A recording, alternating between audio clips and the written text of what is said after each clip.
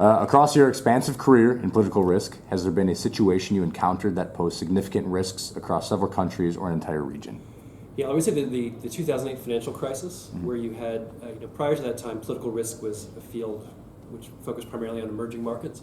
But after 2008, you suddenly had developed countries, in particular the U.S. and Western Europe, being thrown into this chaotic political and economic situation where political risk was front and center for much of the world. And I think we're still in a position 10 years later where the impacts of that are still filtering through in terms of politics, in terms of attitudes towards trade, in terms of regulation of capital markets. So I'd say the 2008 crisis is the big one.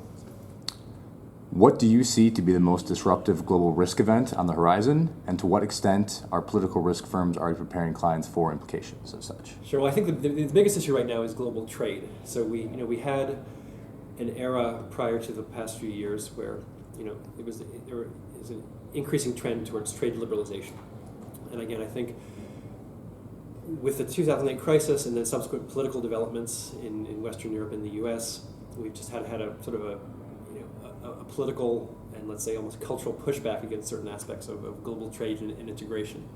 So I'd say that this is it's an issue that's not going away just based on one particular leader being in or out of power in a given country, in Europe or the U.S. or wherever it would be. But I think it's a key dynamic with just many different variables. I mean, much of the focus so far has been on the U.S. and China, but I think there's a whole North American component with it of this, and increasingly, as we're seeing, there's the EU and the U.S. may be drawn into some sort of conflict. And personally, how did you first become interested in political risk, and what would you advise to international affairs students currently interested in the field? Yeah, well, I guess the first real event that I analyzed as a political risk analyst as opposed to sort of an academic was the Russia 1998 financial crisis, where the expectations among most economists and in markets was that Russia would not default because there was an IMF payment that was ready, et cetera. From a pure political economy or political perspective, that wasn't clear at all that they would make it through. And so it was based on analysis of that event that sort of got my start in the field. And the second part was about advice. I would say that, in terms of political risk analysis, there are sort of four components of it. First, you need really good information, and information that isn't just the same which is seen in the broader media. The second is you need good analytical technique, which is from the social science training in a place like SAIS you'll certainly get. So leverage that sort of causal analysis within social science.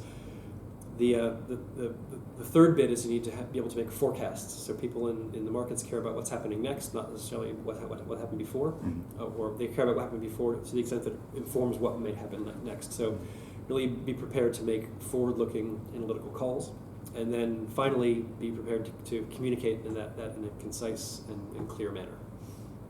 Thank you for your time. Sure. Thank you. Cheers.